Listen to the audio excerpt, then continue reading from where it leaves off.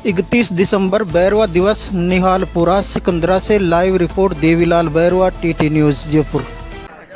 देखते रहिए live report. शक्ति जो पूरी तहसील में एकमात्र श्रीमती गौरा देवी पूर्व सरपंच पाटन हमारे बीच में पधारी हैं। इनका बहुत दिल से अभिनंदन करते हैं कि इतनी बड़ी तहसील में मात्र शक्ति जो हमारे बीच में पधारी है। जबकि हाल ही में नवनिर्वाचित कई सरपंच महिलाएं हुई हैं, कई हमारे अन्य पदों पर महिलाएं बैठी हैं, लेकिन उनका न आना आज बड़े दुख की बात है। मैं निवेदन करूंगा पूर्व सरपंच गौरा देवी जी से, आप हमारे बीच में पधारी हैं, कृपया हमें 2 शब्द बोलकर अनुग्रहित करें। सरपंच साहब।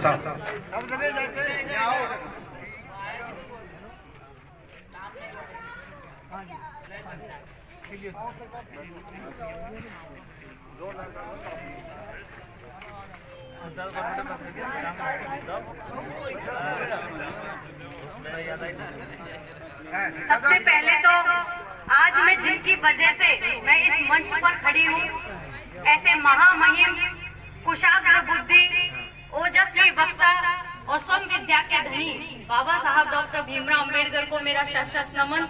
मैं ऐसी बालीनाथ जी के चरणों में मेरा नमन।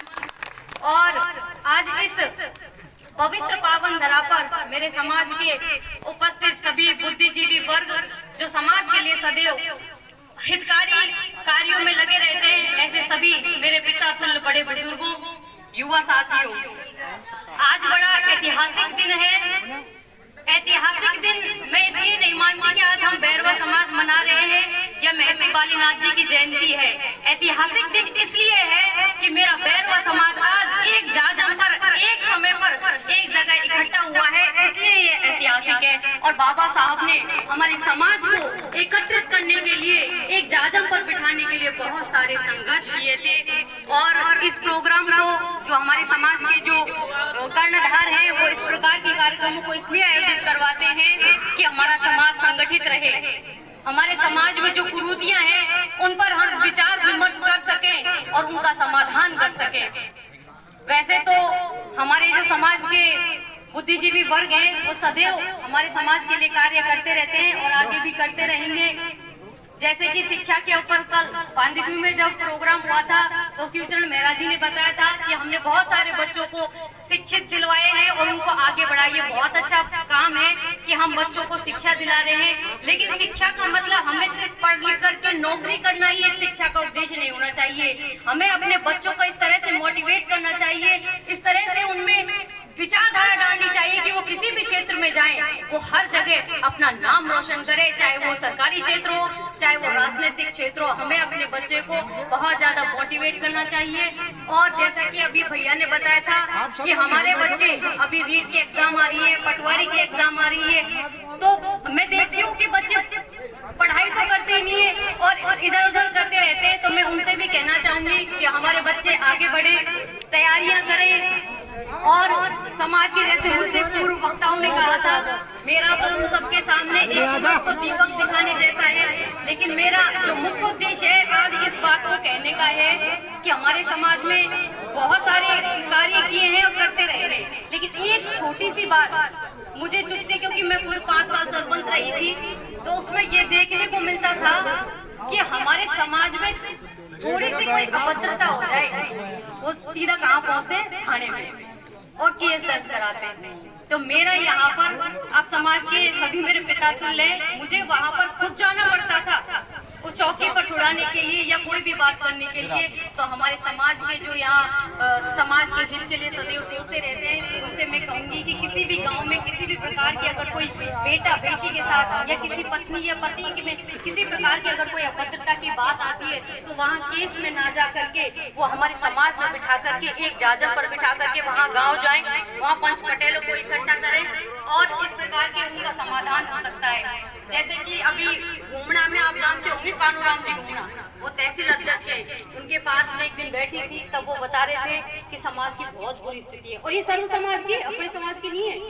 तो वो कह रहे थे कि हम भी भाई ऐसे गांव में जाते हैं और इकट्ठा करके समाधान करते हैं। तो उस बात पर भी आप विचार विमर्श करिए।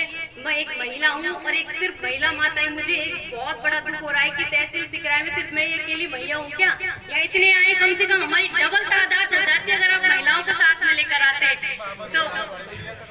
अरे महामंत्री क्या आप सब लेकर आते तो डबल तादाद नहीं होती क्या? वो भी बेचारी घर से बाहर निकलेंगे, वो भी समझेंगे। तो जब हम सब लोग अगर नहीं समझेंगे तो फिर और कौन समझेगा? तो मेरा आप सभी से सिर्फ इतना ही था। आप सभी ने मुझे बुलाया, उसके लिए आप सभी का हृदय से बहुत बहुत धन्यवाद, बहुत बहुत साधु। जय भीम, जय भारत। बहुत बहुत धन्यवाद सरपंच साहिबा, आपने बहुत अच्छी बात रखी। समाज की जाजम पर आप सब बैठे और बड़े दुख करो। समाज में सभी रूप में सभी अच्छे वक्ताओं ने प्रकाश डाला है। मैं आपका ज्यादा वक्त खराब नहीं करूंगा क्योंकि सभी बुद्धिजीवी और विवेकवान व्यक्ति हैं। बाकी मैं तो इतना सा निवेदन करूं कि आने वाला सुनहरा सा 2021 की मेरी ओर से, इस विश्राम बैरवा की ओर से आप सभी को ढेरों ढेरों सारी शुभकामनाएं, मंगलमय हो आप सभी के लिए ये नववर्ष। मैं बहुत बहुत धन्यवाद, मैं जारवाल जी को भी धन्यवाद दूं जिन्होंने मुझे बोलने का मौका दिया। तहे दिल से बहुत बहुत धन्यवाद प्रिय जारवाल साहब, थैंक यू। बहुत बहुत धन्यवाद अध्यक्ष जी, आपने संक्षिप्त में अपनी बात रखी और बहुत अच्छी रखी। अब मैं निवेदन करना चाहूंगा, हमारे बीच में भागचंद जी निकटपुरी विराजमान हैं। आप अंबेडकर जनचेतना चला रहे हैं, बहुत अच्छी बात है।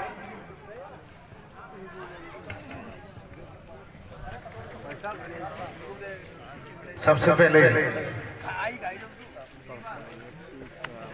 भारत रत्न बाबा साहब भीमराव अंबेडकर के चरणों में नमन करते हुए महर्षि बालीनाथ जी महाराज के चरणों में नमन करते हुए सभी मंच पर बैठे अतिथिगण और दूर से आए सभी समस्त साथीगण, सभी को मेरा प्रणाम, जय भीम। मैं केवल छोटा सा ही निवेदन करूंगा।